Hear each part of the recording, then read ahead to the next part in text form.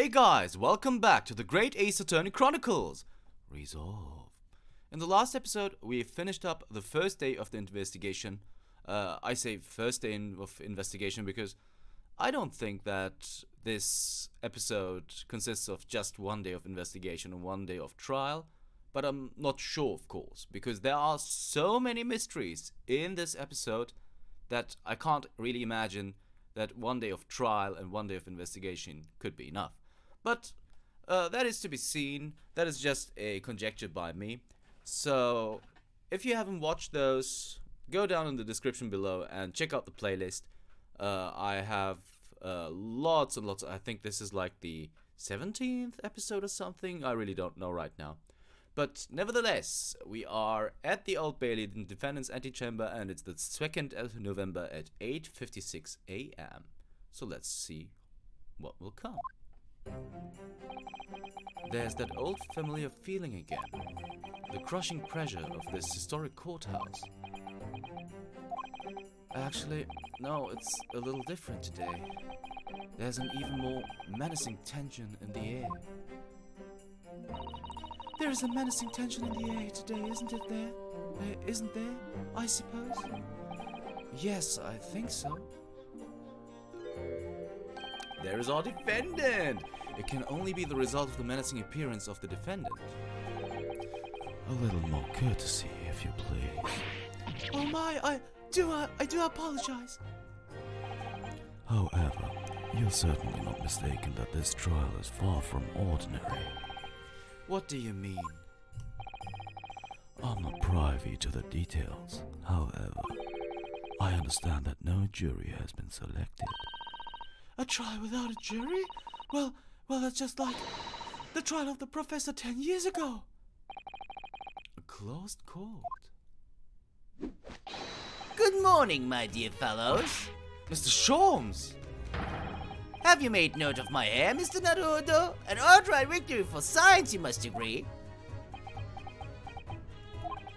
To be perfectly honest, so much happened yesterday that, well, I completely forgot about your little hair problem. Ah, what to one man is a little hair problem, is to another a day of drinking dubious potion after dubious potion. You have no idea how my stomach ails me this morning. Oh dear, how awful for you. I'm afraid you only have yourself to blame, Mr. Sholmes. And good morning to you, Mr. Reaper. I'm delighted to see you looking so full of wit. And I see London's celebrated great detective is as active as ever. Oh, you exaggerate, my dear fellow. Compared to my paltry engagements with a few trivial cases, the Reaper's overbearing presence is a far greater deterrent to the black roots of crime in our capital. And whilst I may not agree with your methods, there is at least one point on which I would readily commend you. What an honor. And there would be? Your eye for a good lawyer, sir. Mr. Sholmes! After all, behind this lawyer there is a very great mind, my own. What are you trying to say? I wish only to say that you should be prepared for quite a trial, Mr. Reaper. Sorry to barge in. Oh. Gina! Gina. What's that on her arm? It's a mourning band, I suppose. Father, shouldn't you be at the symposium? It's been postponed, so I have some free time. I decided to come along with the police inspector to see our country's up-and-coming student in action.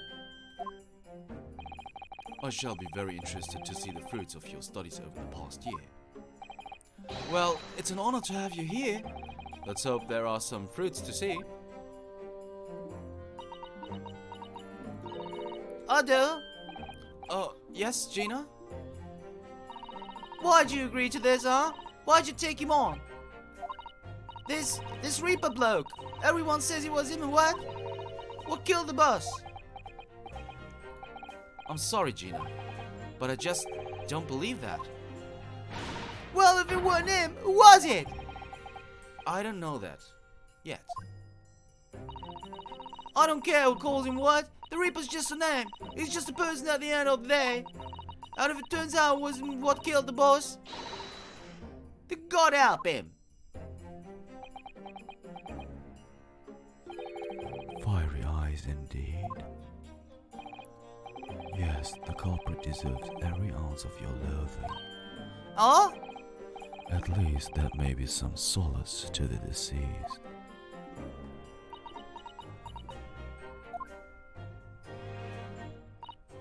But please, Otto. Get whoever did this. For the boss. Oh, Gina. I hate feeling this useless, but there's nothing I can do. So you've got to find who done this and make the wretched pay. Counsel for the defense and the defendant. Court will be in session shortly. Make our way to the courtroom at once, please. Alright then, here we go. It's time, Mr. It's time, Mr. Nadodo. Lord von Zieks? I feel really sorry for Gina. One who lost his treasured brother to a mass murderer. One who lost his treasured father in a foreign country of law. And one who lost the man who helped to escape destitution. All that misfortune, all that pain, on course to collide headlong in this trial. It's time to shine light on all these dark events. And whatever truth is revealed, we're going to have to look it straight in the eye. I really feel so sorry for Gina. And of course for Inspector Gregson too. He was a little fishy, but he was also kind of a cool character, so... 2nd November, 9:20 a.m., the Old Bailey courtroom. Without a jury this time, by the way. In the name of Her Majesty the Queen, I hereby declare this court to be in session. We are here to conduct the fair and just trial of the defendant, Barok von Zieks. Counsels for the defense and prosecution, are you ready to begin? The defense is ready, my lord. The prosecution is more than ready. Oh, Kazuma-sama. I've been wishing to see you in court again for so long, it feels. But I never pictured it happening like this. I never thought I'd be facing you behind the prosecution's bench.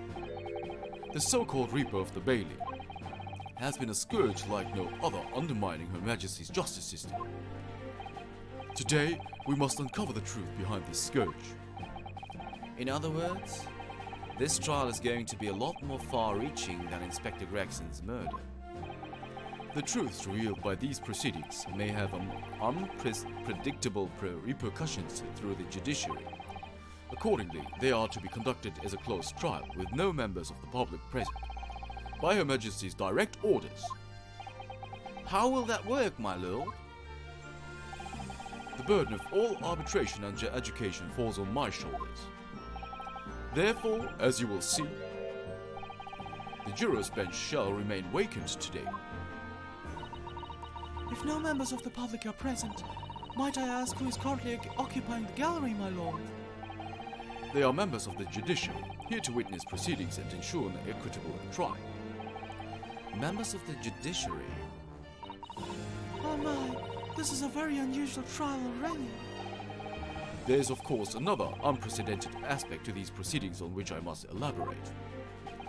The counsels for the prosecution and the defense are both aliens of Great Britain. I believe it takes an outsider to see the truth sometimes. And as I stand here in this courtroom now, I'm quite certain this is the reason why I had to come to Britain. Kazuma? Very well, let us commence proceedings. Prosecutor Asogi, your opening statement, if you please. Certainly, my lord. The incident took place on 1st November just after 5 o'clock in the afternoon. The location was a building of flats on Fresno Street on the outskirts of the city. The victim's body was discovered there in an old single-room rental property. Yes, Inspector Tobias Gregson, a name known very well indeed to this court. Not least for his miraculous resolution of one of this country's grimmest cases 10 years ago. The Professor case. How sure are you about the time of the incident? Several witnesses on the street outside heard the gunshot, and all have reported the same time. Yes, that's what Gina told us too. There were a number of witnesses. I have here a plan of the room. The victim was found curled up in one corner. It's believed that he was shot from the front at point-blank range and died instantly. How has the range been determined? There were scorch marks around the entry wound. Such marks are caused by the gunpowder used to fire the bullet. The powder had not been hot enough to leave scorch marks is only ejected a few inches beyond the end of the barrel. In other words, it only happens when the target is at point-blank range. Wait a second. This is important then. But we already checked, so... okay. I see, yes. Thank you for the detailed explanation, Counsel. The autopsy report has been entered into the court record. Autopsy report. Inspector Gregson's autopsy report stating the death was instant resulting from a bullet shot at close range. The murder weapon was found lying beside the victim. And have you managed to ascertain the owner of this firearm? I want to check out the autopsy report. Victim Tobias Gregson, male, age 45, nationality British, time of death? Okay, time of death, nothing, huh? Corona?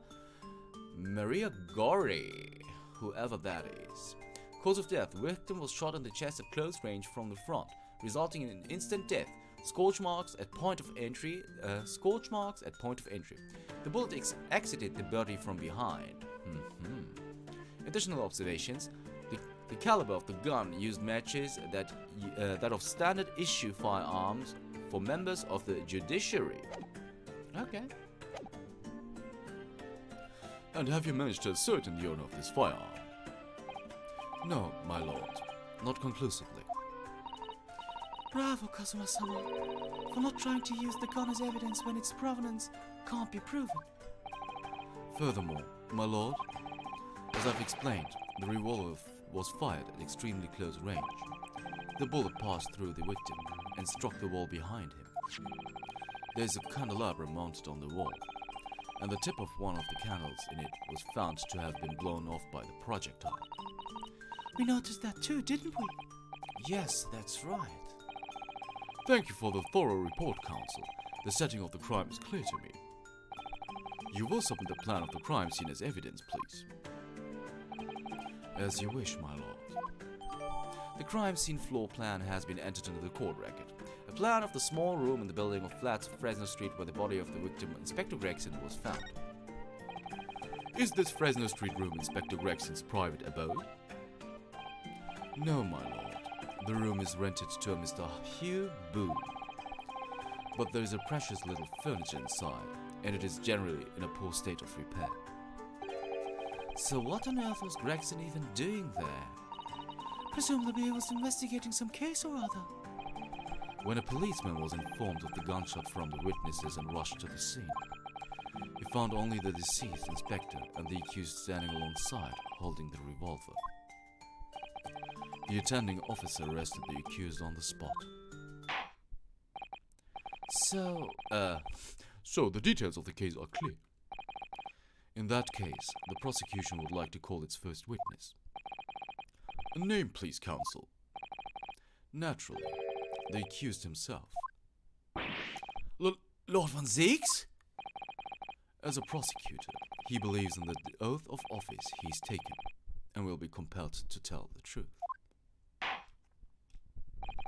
Very well. Let the defendant take the witness stand. Ooh, okay. Hi, Barok. So, witness, state your name and occupation for the court. Barok von Zieks, Old Bailey prosecutor. I presume, Lord von Zieks, that you heard Prosecutor Arsugi's opening presses. I did. It is alleged that you were found at the scene of the crime, and that you were arrested by the arriving police officer. Can you confirm this? Yes, my lord. Then I'm sure the court will like to hear you explain some things away.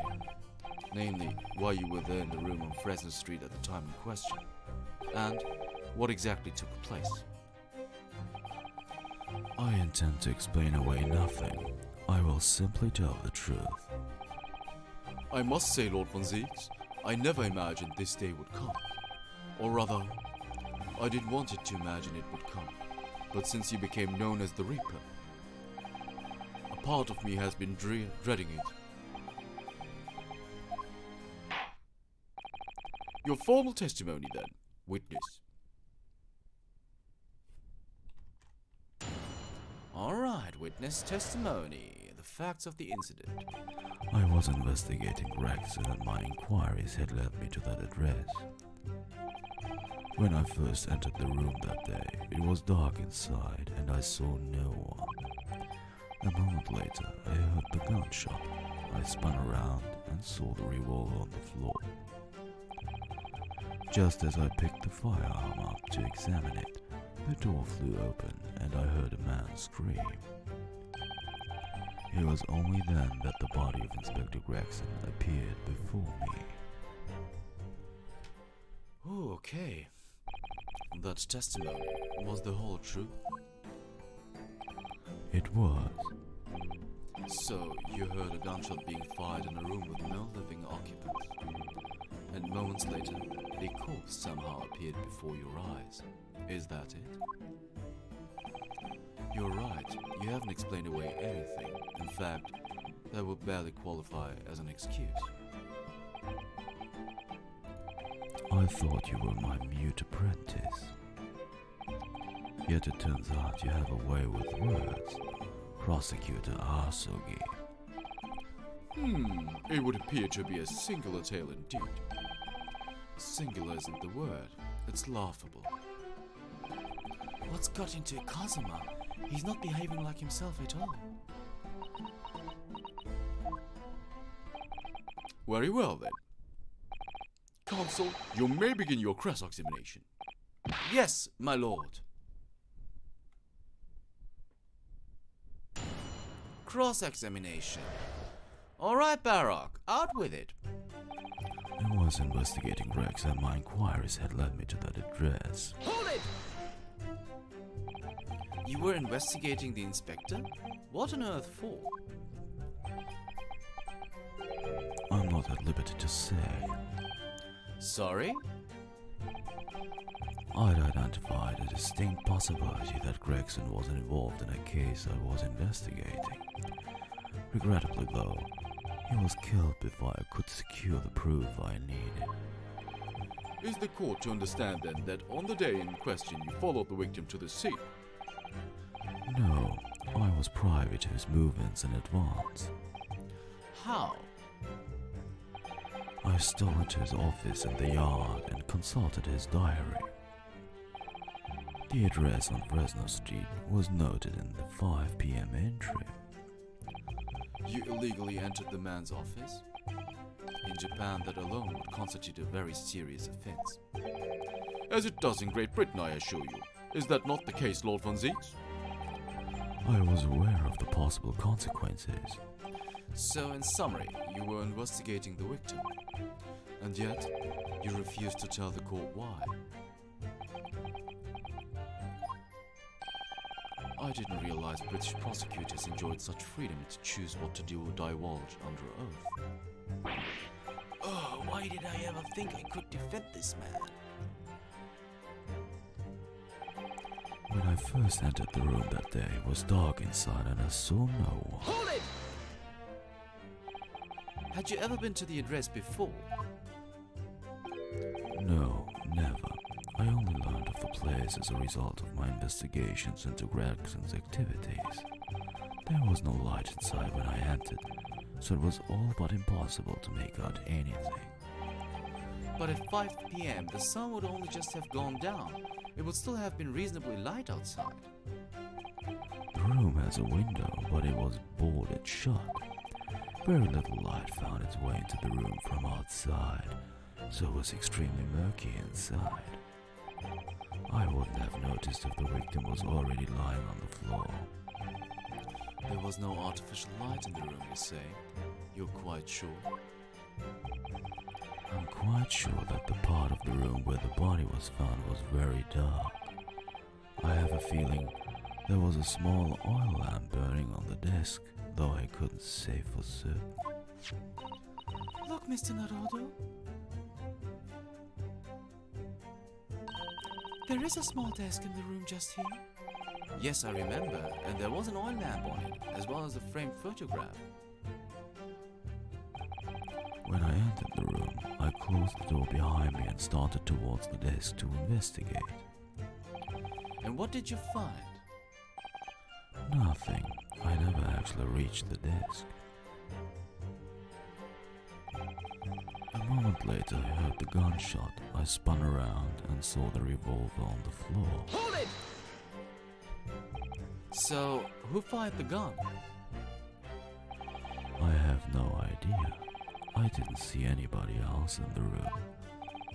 But you say it was very dark in there. Yes, that's right. All I can tell you is, I didn't sense another's presence. Then could it be that the gunshot actually originated from somewhere outside the room? No, that's out of the question. Oh, Without doubt, the sound emanated from the inside the room. I could smell gunpowder. Now this is going from bad to worse. And you say that's the point at which you noticed the revolver on the floor? Correct, and I foolishly picked it up. There was carelessness on my part. Presumably then, the gunshot you heard came from the fire that you somewhat hastily took in your hands. In point of fact, my lord, I believe it did not. What?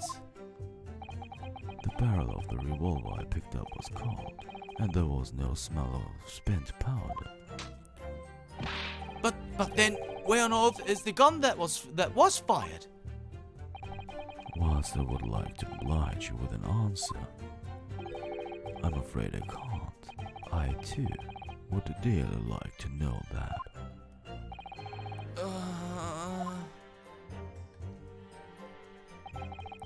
Just as I picked the firearm up to examine it, the door flew open, and I heard a man scream. Hold it!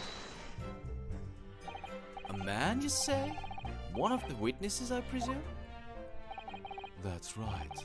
One of the street merchants working on Fresno Street. Who are these merchants? A number of them had set up their stalls directly beneath the boarded window of the crime scene. A match seller, a newsmonger, and a peddler. They've all given statements saying they heard the gunshot. And without thought of danger, they ran inside to see what had happened. Yes, Gina told us about that yesterday, didn't she? They burst through the door with some force, it would seem. They did, and almost gave me a heart attack in the protest. But you're supposed to be the Reaper. The first man to come in immediately noticed the revolver in my hand and fled. A policeman patrolling Fresno Street heard the commotion and was able to arrest the accused shortly after the incident occurred. Anyway, the man's scream drew my attention in that direction. It was only then that the body of Inspector Gregson appeared before me. Hold it! What do you mean by that? In what way did the body appear? I honestly can't explain it, but it's the truth.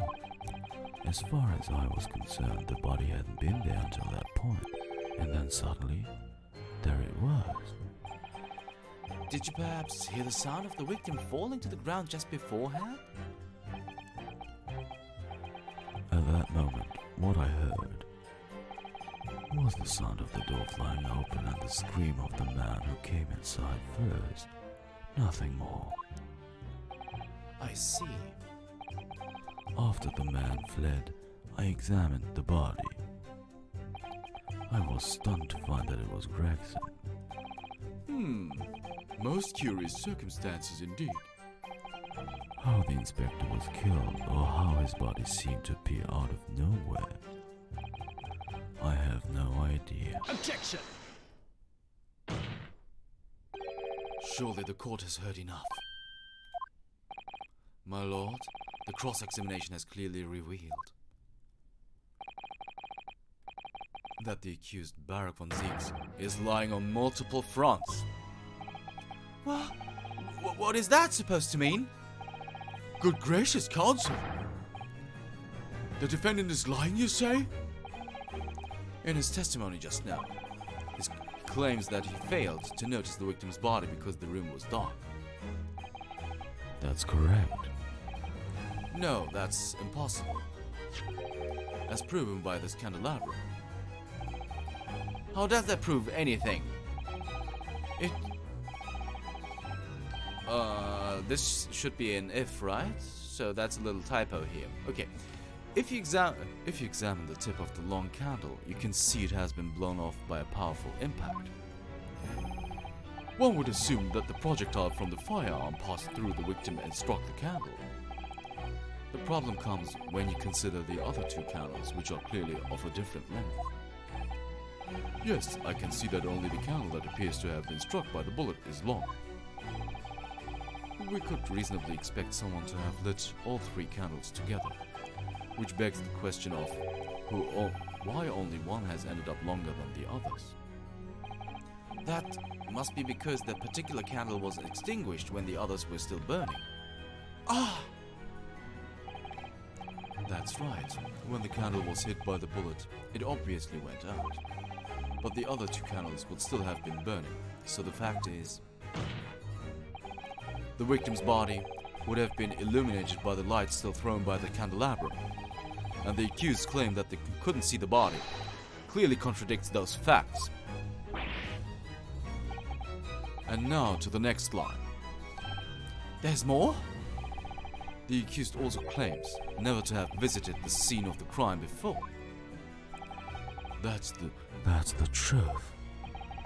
In that almost empty room, the police discovered something very unusual. A board covered from top to bottom police documents and newspaper cuttings. Yes, that's right. We saw it too.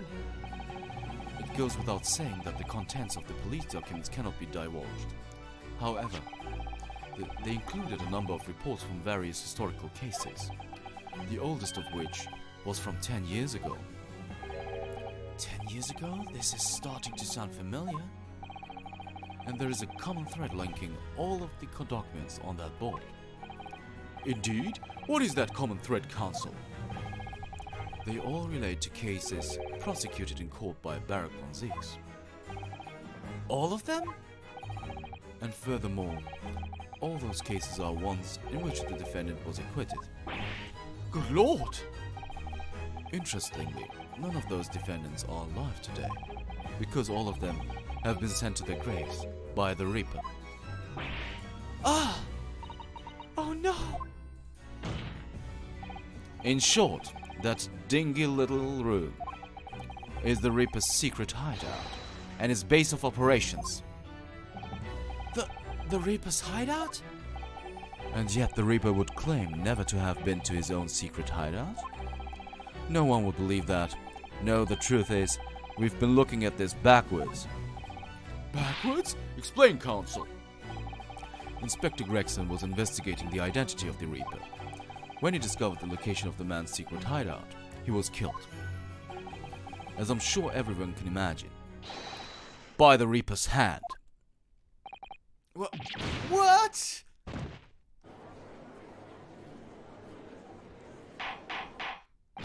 Order! Very well, I hereby state the current opinion of the court. Barok von Zieks is an outstanding prosecutor who has rendered great service to this country. However, It is with deep regret that I must concur with Prosecutor Asugi's contention that the defendant's testimony exhibits a number of stark inconsistencies with the known facts. All I have done is state the truth as I know it. Kazuma's done a brilliant job as ever. He's drawing on his experiences as a defense attorney to build his prosecution case, and it's formidable. Counsel, you will submit the board that you just showed the court as evidence. I believe it to be fundamental in establishing the facts surrounding the Reaper's existence. Thank you, my lord. The notice board has been entered into the court record. Notice board, a freestanding notice board completely covered in notes and articles relating to the victims of the Reaper of the Bailey.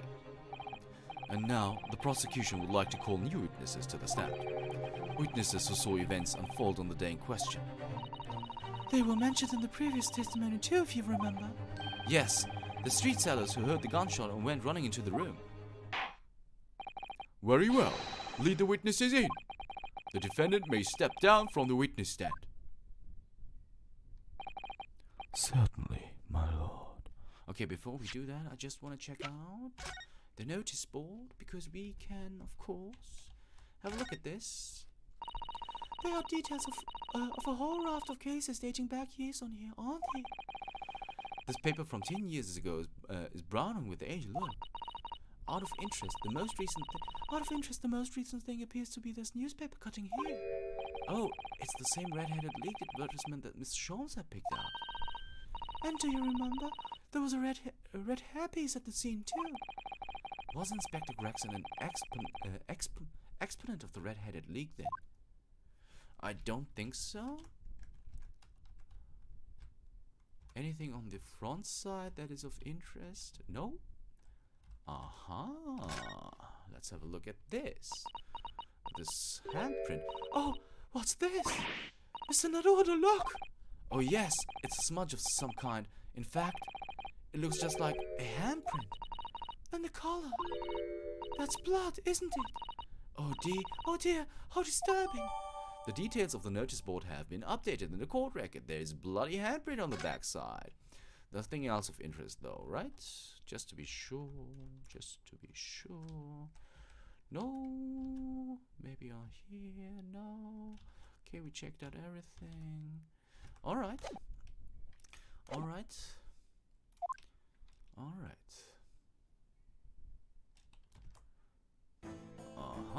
Interesting characters here. So, witnesses, state your names and occupations for the court. Well guys, I'm really sorry, but we have breached the half-hour mark already. So if you want to know what these witnesses have to say, you'll have to tune in next time for the Great Ace Attorney Chronicles. Resolve. See you then.